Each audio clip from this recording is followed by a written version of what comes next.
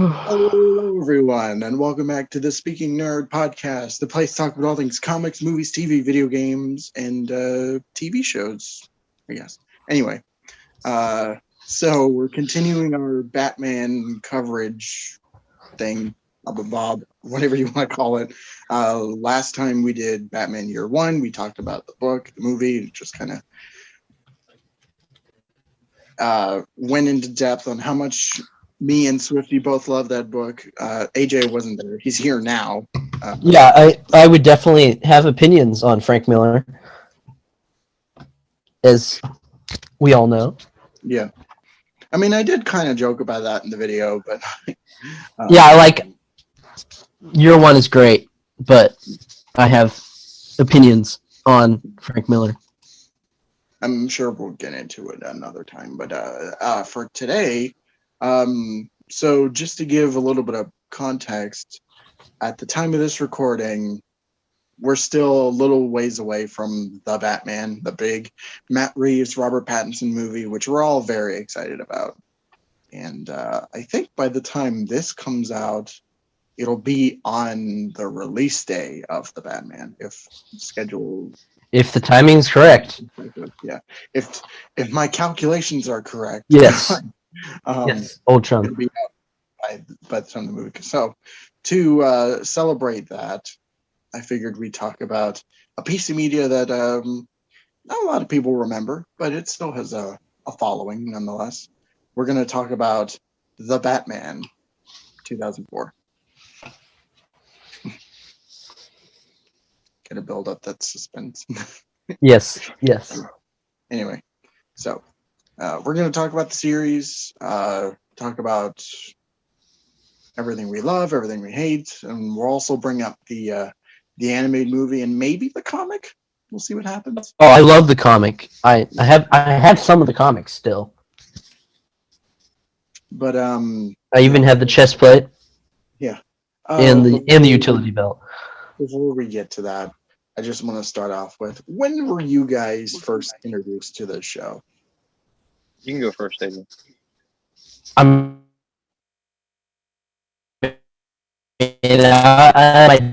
dad would me every morning to watch it, like every I think it was Saturday morning. Yeah.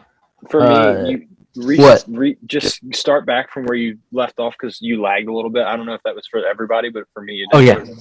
Okay. Basically, every Saturday morning, my dad would wake me up and we'd turn on the WB. So I kind of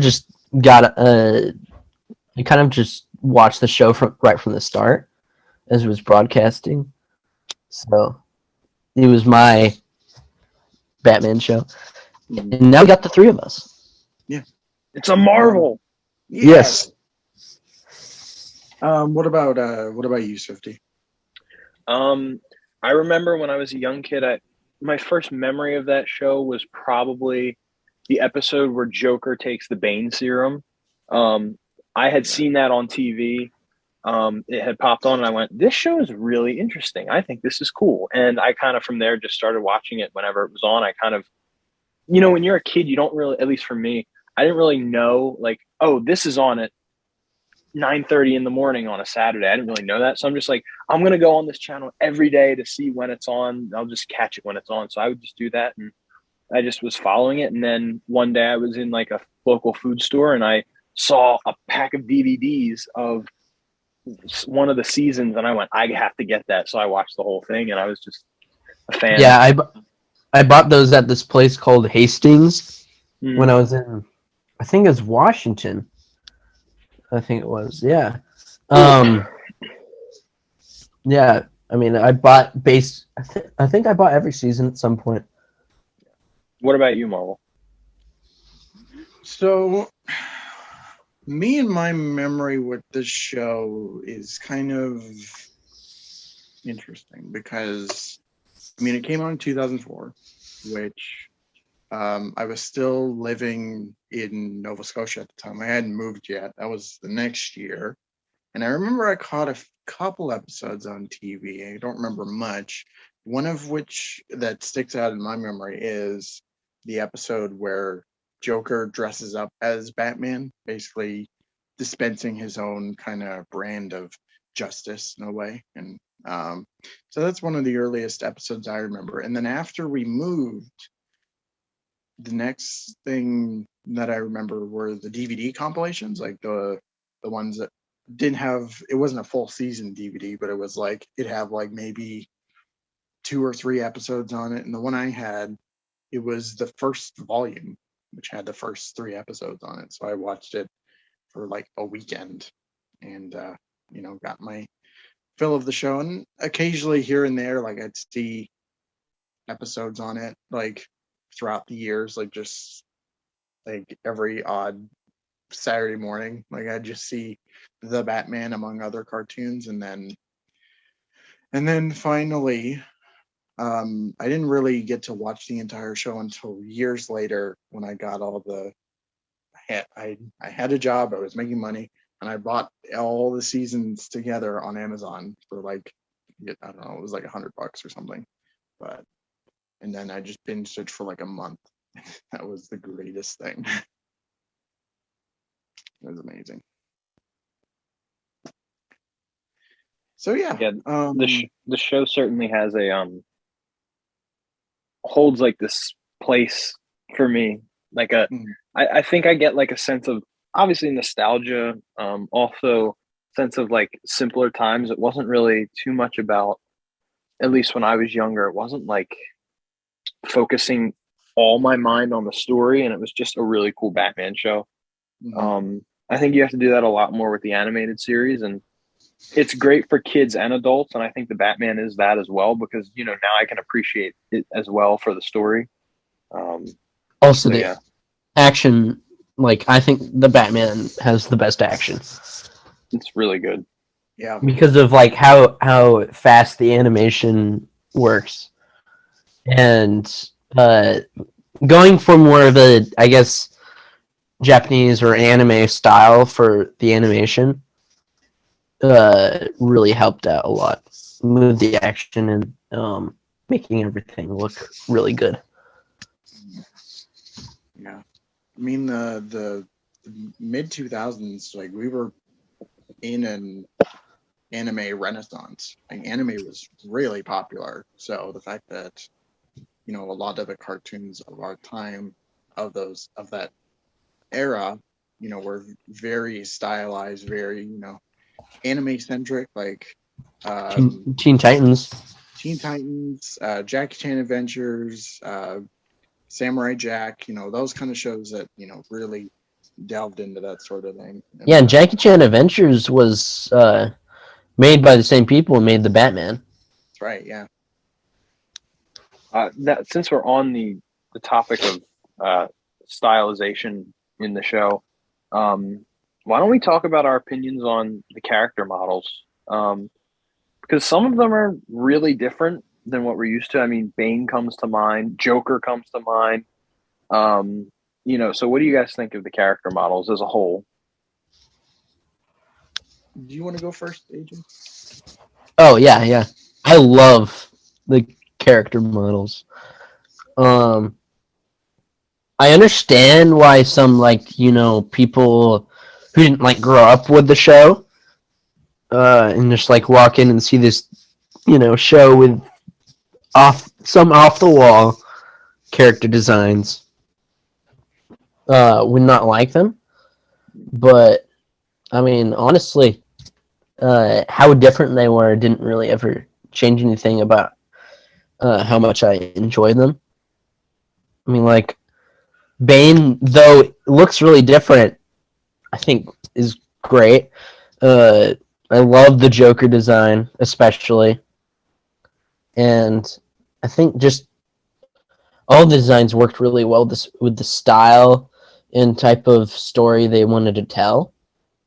Mm-hmm. And, really put an emphasis on how different Gotham is from any other city. Mm-hmm. Because Gotham is not New York City or Chicago. And, hence the name. Yeah, and the villains should reflect that. and I think that's what the show did really well with. Yeah. Marvel, do you want to go up next, or you want me to go? Sure. I think for the most part, like it was interesting. Like it was definitely different for sure. Like characters like Bane, Joker, even the Riddler too. Like you just very radical departure from what we know traditionally. But I think for the most part, it worked out. Yeah. It's very distinct, and like they make great use of that art style. Like even besides character models, just Gotham City in general, like has an interesting look to it with the architecture and even like the different colors of the sky. Like it's very red. From, like, red to purple. Yeah. Green. Like, also, like the architecture has a nice balance between the Gothic and the city. Yeah, I agree. It definitely worked to its benefit, and I do like it overall. So. Yeah.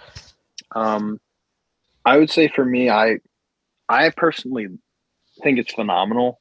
I mean, part of that is I grew up with the show, so I mean, I really am used to it, and I kind of grew up watching that as the definitive version. Yeah. But I mean, characters that come to mind, like you said, the Riddler. But my favorite character design is actually Mr. Freeze. I love the Mr. Freeze design. I think it's such a interesting way to take that character, to have the ice on his head. It looks super cool. And Bane is another interesting one. I love the design of Batgirl a lot. I love her suit. Robin's great too. And I love the one episode where they kind of go to the future and Nightwing is in there. Oh yeah, that's one of my favorite episodes. Yeah, like they just had some super interesting ideas, and their ideas really were conveyed through how they depicted the art. The Riddler is definitely the weirdest one, I think, for me. He's super skinny and like kind of looks like gothy and like, or like he's almost in heavy glam metal rock bars at night. Almost like someone from The Cure. Yes, but I mean, I think it's definitely interesting. It's not bad by any means. Joker is obviously, I think, everybody's like standout character of like he's really different, major departure. Yeah. Though it looks great. Yeah, I agree. It does look really cool. But like, yeah, Mr. Freeze for me is my favorite character design. But I love the character design, so that's just me. So I was going to ask before we cut off there, what do you guys think is the worst character design in the show? I'll go last because I need a second. I need to think of one I don't like. I'm going to go first. One of my least favorite is Hugo Strange. I just think it looks weird because they fatten him up and his face literally is just a cat. Like that's all I see when I look at him. A cat. It just doesn't look great. Do you say cat? Cat, yeah. I would probably say it looks like a cat. I can see it. Yeah. My least favorite character design is probably Spider-Man's. I think it's really just overdone and too red. No. It's actually a tough question for me, to be honest with you, because I like a lot of them. I'm trying to think of the intro scene where all the villains are standing there, so I can kind of, because it's really, there's a lot of characters. Hugo Strange comes to mind. I don't hate the Riddler, but it is, I mean, apart from the other ones, it's really not on my highest. AJ,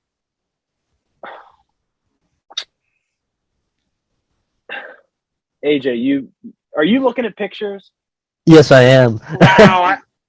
I couldn't think of one that I didn't like. So, okay. Yeah. With analysis, I will go with the ever present Killer Moth. Was his bad? It's just this. Let's see. Oh, his little beer gut. Yeah. That comes I to guess mind. What? Catwoman. You don't like Catwoman's design? I loved Catwoman's. I really like Like a Catwoman. mouse. Like, She does look like a mouse. It doesn't look feline to me. I like She's it. not- I do like this one. Mouse. So Marvel, you're not feeling good about this design? Wow. What a dad. What a dad.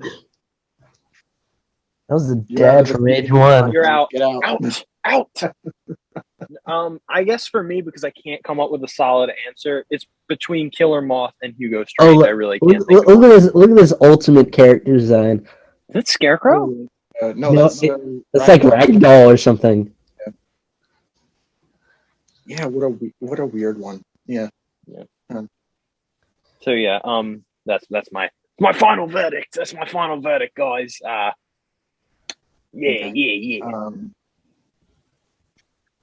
Okay. I never really disliked Hugo Strange, but it always looked off. Yeah.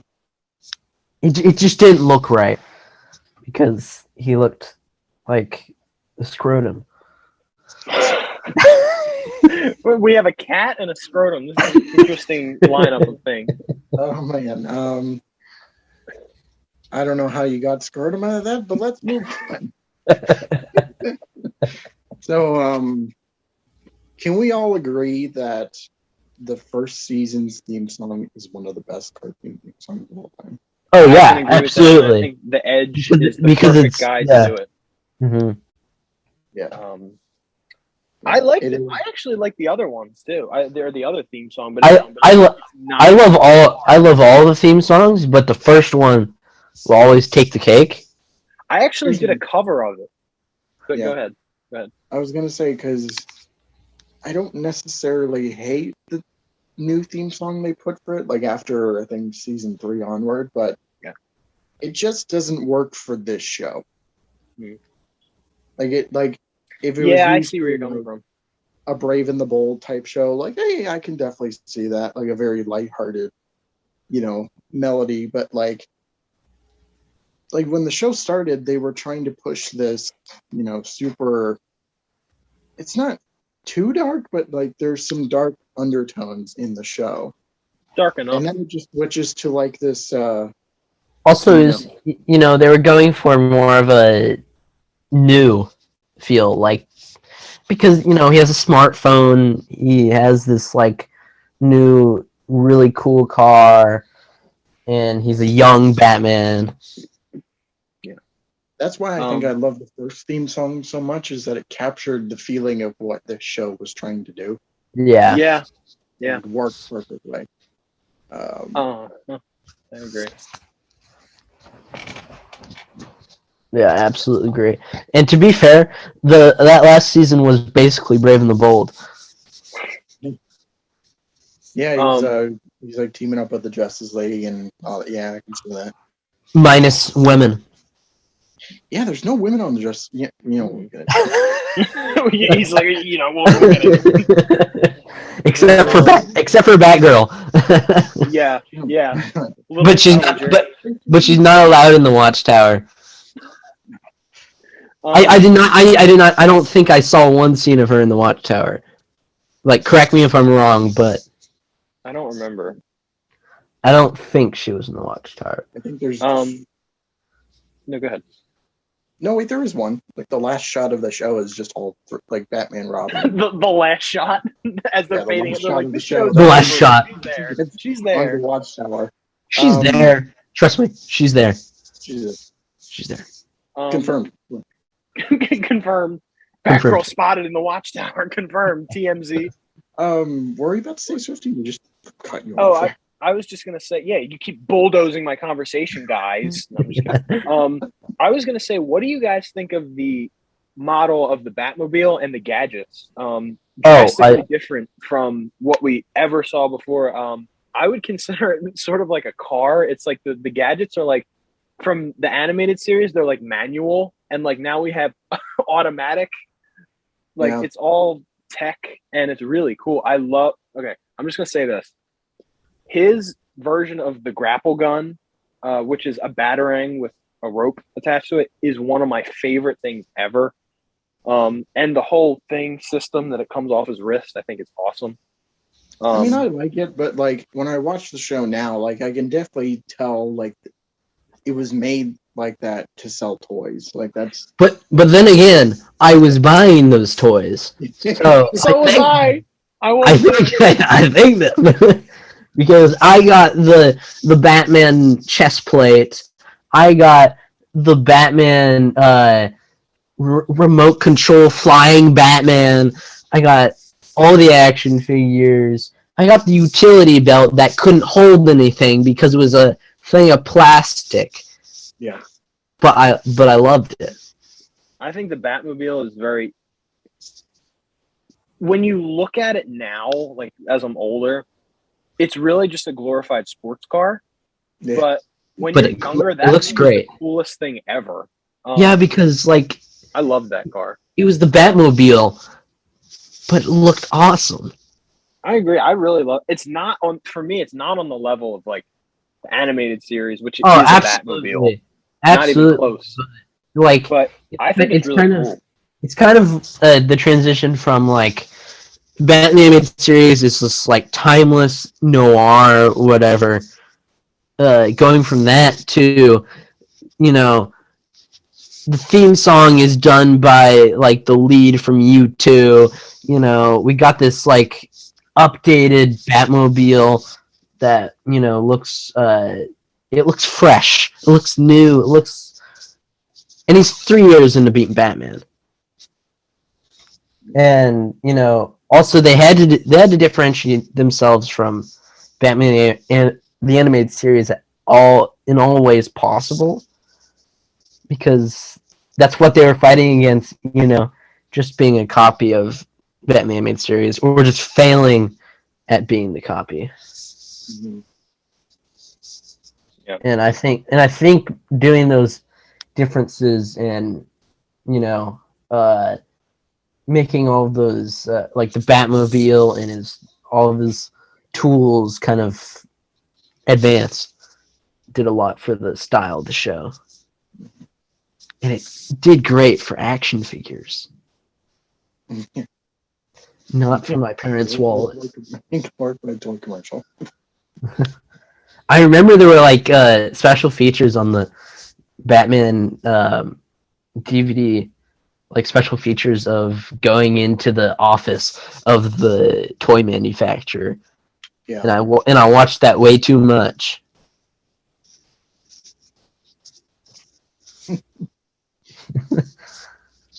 You gotta get those toys somewhere or another. Yeah. Yep.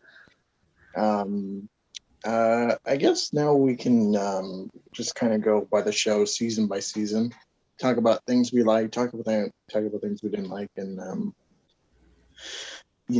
stuff like that. So first season, I think is really good overall. There's a lot of strong episodes and a lot of fun character introduction, villains and such. Like, I mean, we got the first episode with the Joker, and that's a whole lot of fun. And also, I like the Penguin a lot too. Yeah. I love how we didn't talk about the Penguin at all when we talked about the designs. Yeah. Which, his is like, it's fine.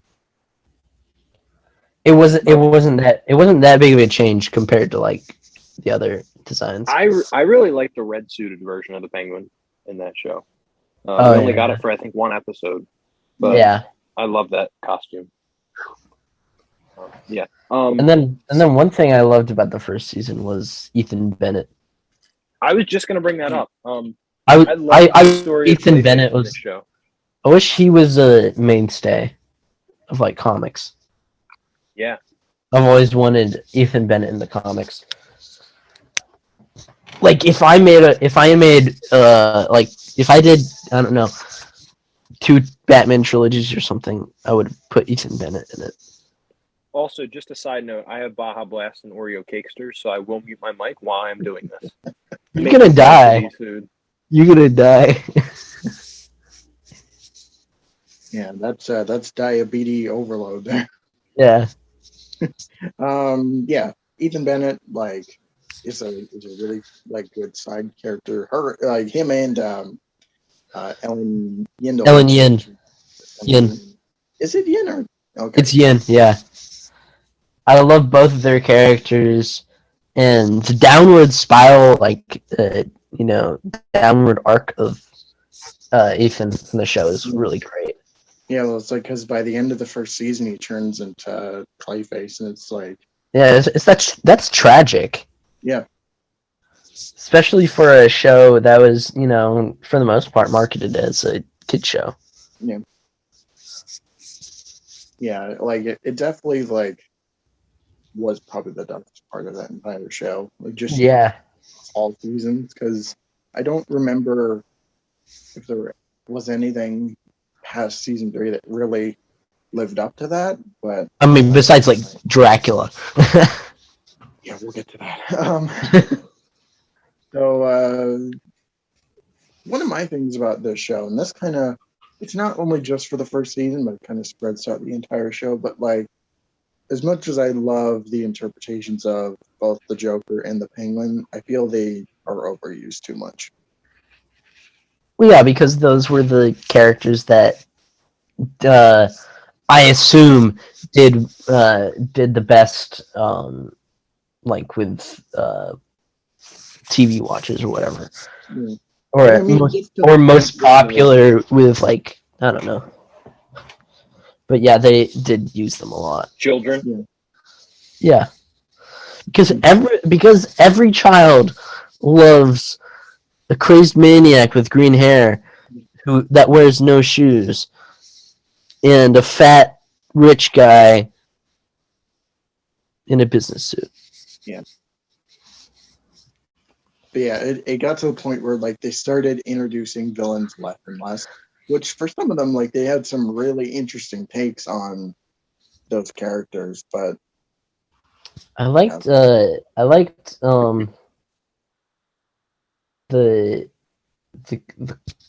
who's the quiz guy or the Cluemaster? Cluemaster. I really like Cluemaster. Yeah. Like, I mean, he was a fat slob, but I liked him. That's true.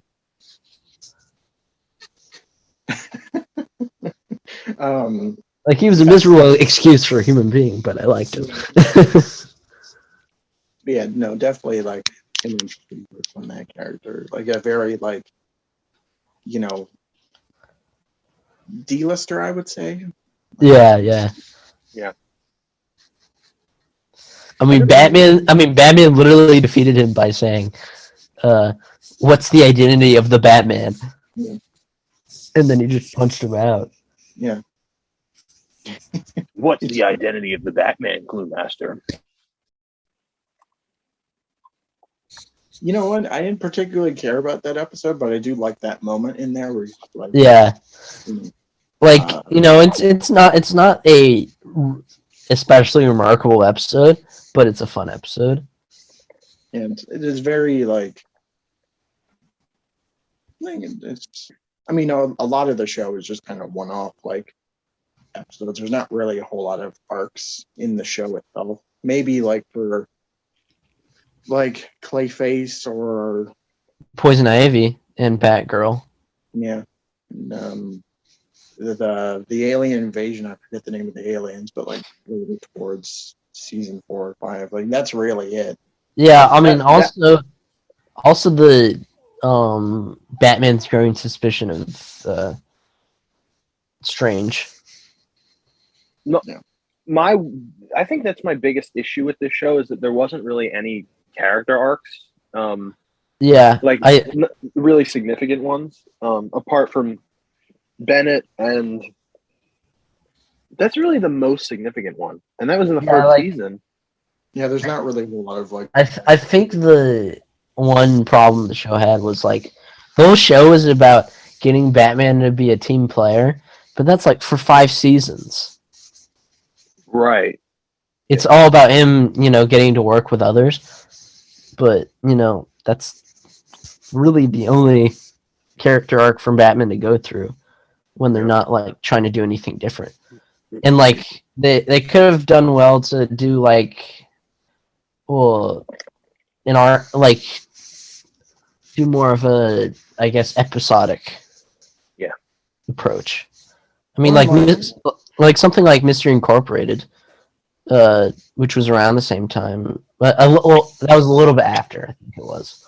No, that was like probably Brave and the Bold era type thing. Yeah, that was like 2010s, I think. But I think if they did that, something to that approach, it would have been good. It would have been improved it.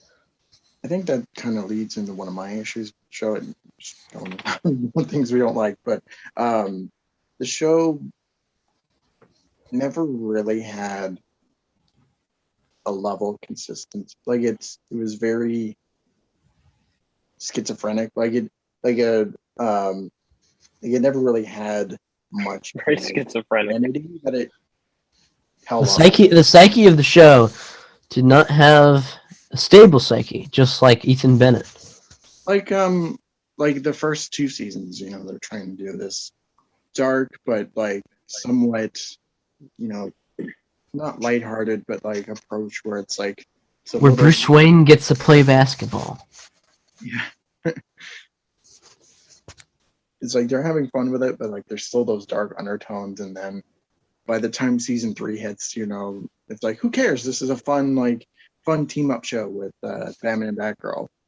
And then it changes again when Robin shows up, and then it changes again when they do the whole, Batman teams up with the Justice League and all that. So, yeah, I mean, like of ratings and stuff, they were frantically like trying to keep up with what the fans wanted, but it just never really worked out much. Like, it's still a good show, but like it never had a clear focus. Yeah. Also, probably part of the problem was that they probably wanted to introduce certain Batman characters at a certain point, but the Bat embargo didn't allow for that. So when they did get the ability to do that, they introduced it at the wrong time. Yeah, like Robin, for example, like Teen Titans was still on the air at that point, so they couldn't, use him for the show. So they introduced Batgirl instead, and I think the season 4 is when Robin shows up, and yeah, which it was a lot of. I could see that too, where it's just a lot of weird little instances like that. Like, yeah, I have a feeling that like the writers' room didn't have as much control as they wanted to. Yeah, and that's typically how it goes with WB. Yeah. Yep. That's the ongoing theme. I did want to add on to kind of when you guys were talking about kind of the first 2 seasons and then leading into the third season. I think one of the show's strong suits, actually, regardless of season, is Bruce Wayne. He's one of my favorite parts of the show when Batman is out of the costume. I love that.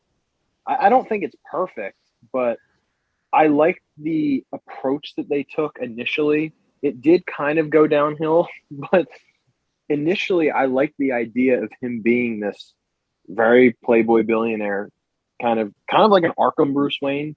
Now that I look at like Arkham City, I think it's pretty similar. Also like that he wasn't dark and brooding all the time. I like that. I think that works though, but at the same time, it's like obviously like it's totally different from the kind of approach that the new Batman movie is taking, where he's like a recluse. Yeah, like I love the dark and brooding Batman. Like, I'll go for that any day. But I thought it was an interesting, way to do it. That Bruce he's dark and brooding, but he's not dark and brooding all the time. Yeah. And like he enjoys being around Alfred. I think the voice actor too, really Reno Romano. Yeah, I think he brought that character alive, whether it was Bruce Wayne or Batman. The variation of the character that they were going for, he really did a great job on that. It was definitely an interesting take for, let's say, like a younger, version of it, a younger Batman. Like, it was definitely different compared to your Kevin Conrays and your Roger Craig Smiths and all of that. It was a very high pitched tone, which worked for the show. Get out of the Batcave, Robin. You little bastard. I'd say on your point there, like I'd say Bruce Wayne was more consistent than Batman was. Because Bruce Wayne, is just, he's doing this whole Playboy thing, which, is a given. But like Batman, there were a lot of weird parts of the show where like one minute he's brooding in the cave, thinking of some like really dark shit, like his parents dying or whatever. And then the next minute he's fighting, I don't know, Joker, and like throwing these really dumb like one-liners out. And it's like, okay, sure. What the hell drugs are you on, Bruce? Yeah. Who was your psychiatrist? Yeah, I would say that you're right. I mean, Batman is pretty inconsistent. I think what they tried too hard to do is make it super childlike for kids, for a kid audience. Like, it's almost like I'm watching Spider-Man in a Batman show sometimes. Yeah, Batman definitely veered to the more Spider-Man quippy Batman. It's like the Adam West show in cartoon almost. Well, we did have that actually, so I don't know why I said that. but later, but yeah. But you guys know what I mean. Yeah. Like there definitely were a lot of that kind of like, Spider-Man qualities to it. It reminds me a whole lot of when Bruce Timm and all them were talking about what they wanted for Batman Beyond initially, or like just the kind of younger Batman before they decided, Batman in the future. So yeah. Hey, Terry's a little bit more angsty than the Batman. But yeah, I feel like a lot of those kind of ideas just kind of, it wasn't intentional, but it like you could feel it kind of segued into the Batman. So yeah, I agree. Yeah. Me too. What is your guys' favorite episode of the show? Well, you're just putting us on the spot. Well, that's how we keep this podcast fresh. I really liked the introduction of Robin. I thought that was a solid episode, or was it? It might have been like a two-parter, if I'm not mistaken. It might have been a two-parter. Because he wants to. I think it was because he wants to kill the guy who killed his parents. Yeah. And they kind of expanded it in multiple episodes.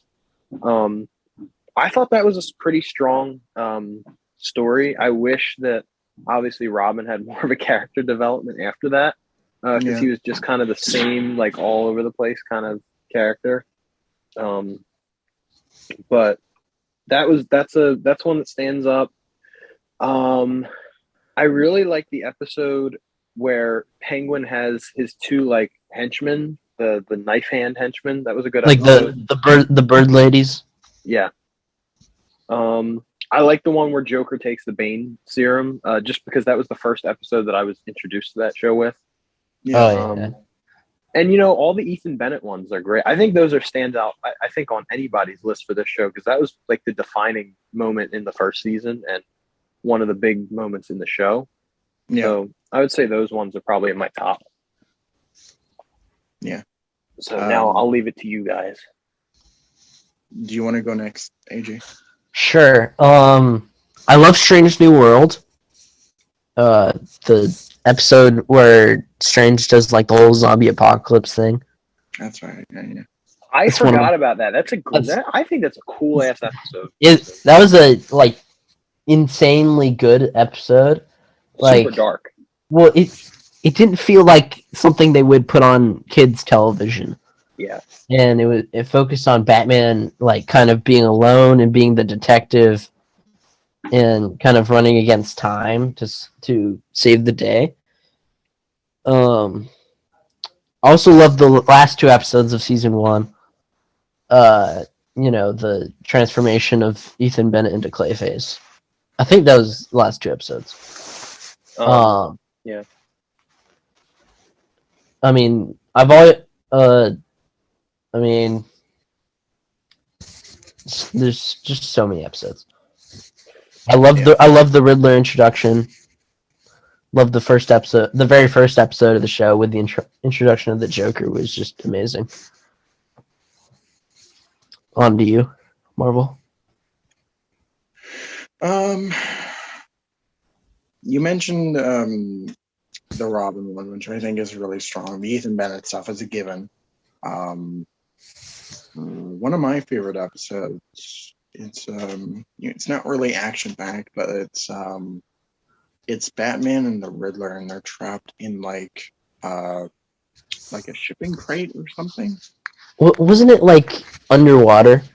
Yeah, like they're trapped in this situation. They're not really sure how they get out of it, but the whole episode is mainly just them kind of like it's more or less an origin story for Riddler. It's just them kind of That's one of the reasons I love the Riddler character was because of the episode. Because it, what made the Riddler more sympathetic than he ever is. It's funny. I didn't find this out until much later, but the Riddler in that show is voiced by Freddy Krueger. Really? Oh yeah, I did hear about that. Yeah, Robert Englund. Yeah. I love that. I love Robert Englund. The Penguin is voiced by SpongeBob. I knew that. Okay. So Robert Englund has played. He's played Scarecrow, Freddy Krueger, and the Riddler. Not to mention, in Injustice 2. Yeah. Oh, he did. And he's literally just doing his Freddy voice. Yep. Honestly, I wish he would do it in live action. What, Scarecrow? Yeah, I would love that. He's a little old, but just make him a professor. Yeah, actually, I was just gonna say Scarecrow can be any age, really. He doesn't have to be young or old. Or you just have it be just a voice, so you don't really need him to show up or whatever. But speaking of which, like the Batman had like a really solid voice cast. Yeah. Oh yeah. A lot of times. I mean, you got the Joker, Kevin Michael Richardson, who's probably like the best out of everybody. Yeah. He killed that role. Yeah. One of my favorites is forget the actor's name, but he played Alfred. I love him. Alfred. Did you know he was the guy? He played Alfred in the Long Halloween movies too. Yes, that's right. Yeah, I was actually so happy that he returned. Yeah, when I heard that, when I heard his voice, I just freaked out. I was like, "What?" Mm-hmm. I think his name is Alistair Duncan. Maybe? I'm not sure. I have no freaking idea. I just know he's my Alfred. Yep, it's Alistair Duncan. I think we forget too how much of a badass Alfred was in that show. Yeah. Just saying. He was a badass. And he put on the Batman mask to save Batman. One of my favorite moments of Alfred is it's I think it's the last season, but it's either season 4 or season 5. Robin and Batgirl are in the Batcave talking about, aliens invading, robots everywhere. And they were like, anybody can be a robot. And then they both look over at Alfred. They're just like, you kick his head off. No, you kick his head off. And Alfred's just like, any of you try that, you're not going to be getting scones for Such an Alfred thing to say. Yeah. Yeah, the thing I liked about Alfred in the show is he felt younger. And he was just kind of a group dad. Yeah, another thing too, which I like seeing in Batman adaptations is he was very caring. He wasn't just the butler, but like he Yeah. actually was there for Bruce when he needed that, like when he needed to be there, helping him out with whatever he could, like and that sort of thing. It was just very father figure type show. Yeah. Yeah, it's like I'm not really a fan of the Alfreds where it's just like they're only there because they're the butler. It's their job. Yeah, Right. Or just like, or they're absolutely insane. Yeah. And like, don't get me wrong, like Jeremy Irons is a really good Alfred, but I'm not the hugest on his actual role. Like that kind of Alfred, it's like I don't know. I don't know how to explain it. But like more of like a Michael Caine Alfred. Yeah, just like a sweet old guy. Yeah, like someone who's cared for Bruce his whole life, and that's what I we got mean, in this show. I mean, he basically just has to be a grandfather, sweet grandfather. I often tell people about the Telltale series as well. I think Alfred was really good in that. Yeah. In the role. So yeah, this show showcased Alfred as, in my opinion, what his true role is, which is to guide Bruce and to be there for him when he needs him. He's kind of like the best friend that he never had growing up. He's the person that is always there for him, and he can rely on Alfred for anything. The true father. Yeah. Do we have any final thoughts on the show before we talk about the animated movie? The Batman great. Yeah. I know we kept talking about, the show's issues and stuff, but like I still really enjoy the show. Like it's still Yeah. a good time. I mean, it's our childhood. Yeah, we said this before recording the episode, but it's like this is pretty much all of our childhood Batman. Like Yeah. we all grew up with. Yeah. So it definitely holds a special place in our hearts. But anything you want to comment on, Swfte? Pizza time. That's it. Other than that, no. You son of a... This show, like Marvel said, was our childhood, and I often go back to it. I find myself going back to it sometimes more than the animated series, just to kind of be a kid again. Yeah. And appreciate it for new ways that I didn't when I was a young kid. So yeah, that's all I have to add. Yeah. Baja Blast. Sorry. Okay, so after being cut off again, For the second time. we talk a whole lot. That's our thing. But anyway, let's talk about the animated movie, the Batman versus Dracula, which I think is severely underrated. Severely. I didn't know if you would agree with that or not. I love this movie. I freaking love Batman vs. Dracula. Yeah. I do. I think it's great. Well, it's better than all of those newer Batman movies from the what was it called? The Decamu? Better than every single one. Talk about that. No, it like you guys probably. I grew up on this movie. I have it on DVD still from when I first got it when I was a kid. I love this movie. Yeah, it's really dark. Amazing. And AJ, you froze. You died for a second. Actually, you froze for me for a second. Okay. Can you hear me now? You're alive. You're alive. You're living.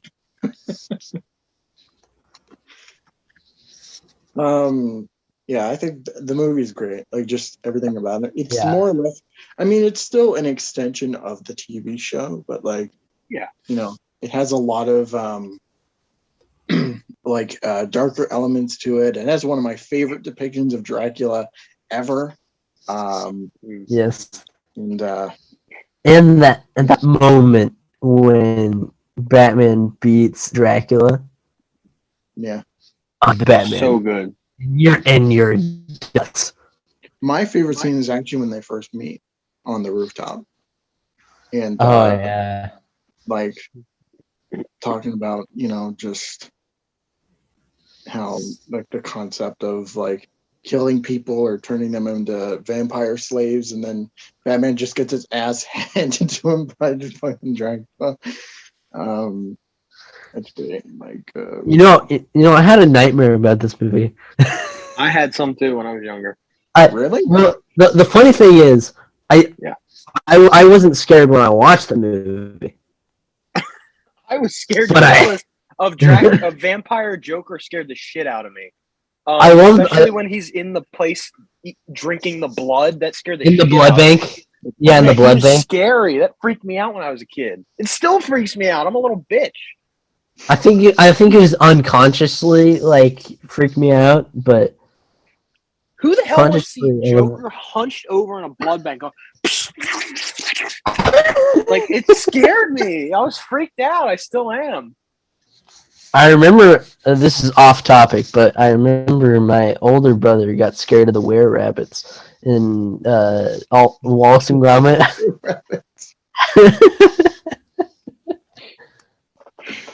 Oh my god. But basically, I had this dream that I was Batman, and all of my loved ones were murdered by Dracula. Wow. I thought you were going to say I was Batman and I was just beating up.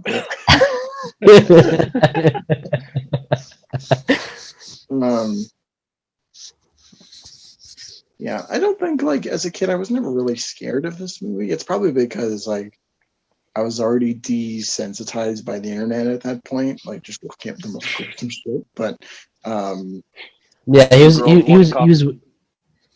was watching a lot of YouTube. Yeah. Classic YouTube had some dark things. Yes. Yeah. The dark web. None of this is like kid shit now. But honestly, nothing.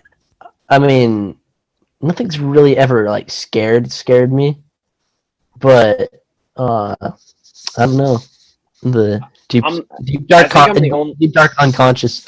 Something got to me. I'll be the only one in the speaking nerd to admit I'm still scared of things. I was scared of things. I grew up a scared child of things on the internet, mostly, especially YouTube. There's some creepy videos on there. Are you in Fear Anonymous? Yes. I don't know what that means, but yes. Yeah. Alcoholics Anonymous. But yeah, like this movie, like I can definitely see why you'd be scared of that. Like the scene of him drinking the vials at the blood bank, I can look at that and be like, yeah, that probably gave somebody nightmares. And I like the part at the very end of that fight where they knock the shelf over and all the blood just starts pouring. Like it's just raining blood on top. Like that's a creepy image. I remember when I was watching it with my parents. My parents were kind of freaking out about it because they're like, "Can we really show this to our son when there's like blood spilling everywhere?" Can we really show this to our son? They were like, I mean, they were debating before the movie if they should show it to me, and I was like, "I'm fine. I'm fine. I'm fine. I'm fine." Yeah. Could you wake up crying in the middle of the night? We shouldn't have showed him that movie. No, it's severely underrated movie though. I would agree with you guys. I actually never hear people talk about the movie. No. I've heard a couple of YouTubers talk about the show, but I don't think I've ever heard, apart from like some smaller videos, there's no real like awakening about this movie on the internet. It's very forgotten about. Even more. No real awakenings.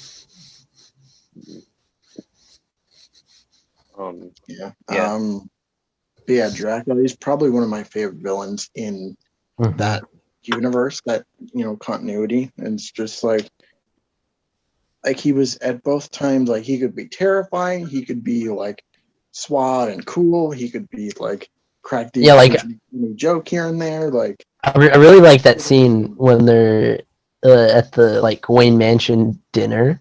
Yeah.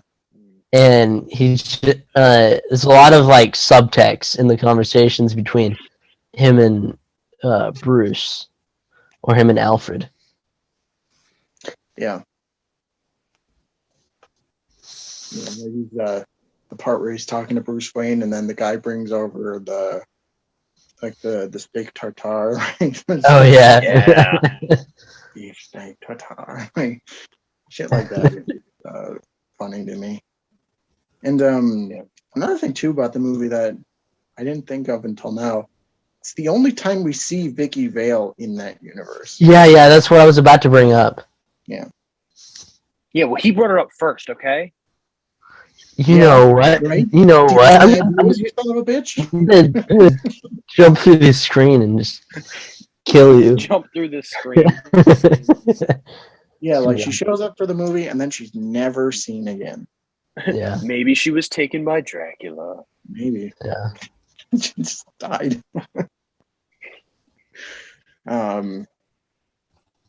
Yeah, I always did find it like not even a cameo, at least. So you just Yeah.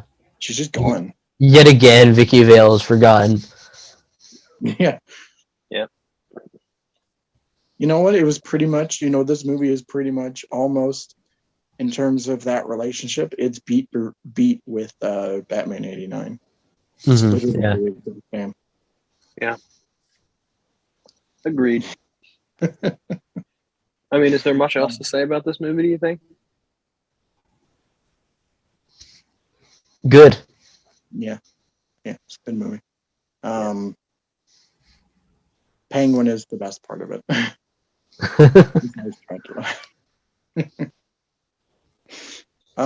Before we head off, I did want to mention the comic book tie-in that came out with the show. I think it was called the Batman Strikes. Yeah, Batman Strikes. And I never read it personally. I haven't either. I never read it. I was subscribed to it personally. I did read an issue. So I'm the true fan. During my my comicsology phase, I did like buy an issue or two because I was just curious, and like it's fine. It's nothing substantial, but it's fine. Yeah. It's kind of what, like, I mean, I never read it either, but like from what I've seen of it, it kind of just is like, doesn't really necessarily expand too much on the story and the mythos of that show. It just has some like extra stuff. Yeah, I mean, it was pretty good Batman content from week to week. Yeah. Yeah, it's like if you wanted more of that show, then you'll definitely get your review about there. But like, and the art was pretty good too. Yeah. Yeah. It was pretty good actually. Yeah, it was like just more of the show and just a kind of art style. No, I don't remember if they introduced any villains like specifically for that book. They might have. I don't remember. Yeah, if you're curious, like it's on pretty much every digital comic platform. So yeah, and there's some volumes too. There's like volumes of all the comics. Yeah. So I guess just end the video now. We pretty much did everything we needed. The Batman, good. Yeah, I I love this show. Like it's my childhood, and since this new Blu-ray collection of the show is coming up, I hope a lot more people are interested and experience this show, because not a lot of people talk about it anymore. We kind of brought that up. Like it's just nobody talks about this show, and then a bunch of people are gonna jump on the bandwagon, like they always do.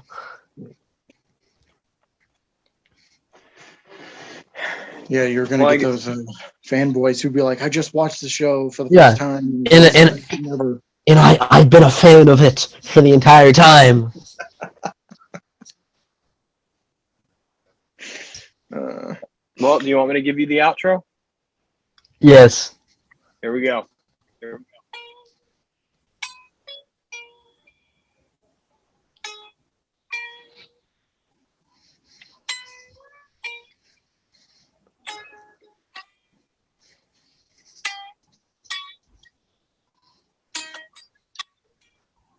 There you go.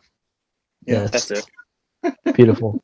I'll have to put the actual cover that I did of that song in the studio on YouTube sometime. Yes. The Edge would be proud. Yes. Ladies and gentlemen, I think that's going to do it for today's episode of the Speaking Nerd podcast. Yeah. Thank you guys for watching. No, go ahead. I was going to say, next time we do an episode, it'll be about the Matt Reeves movie. And I maybe have one more Batman video afterwards that I'll talk about the guys with off camera. So, but next time we're going to do a spoiler-filled video for the Batman. It's just going to be me. It's just going to be like just completely not saying anything intelligible. Yeah. Just to say that. Yeah. Walter's there with us, not being a bitch.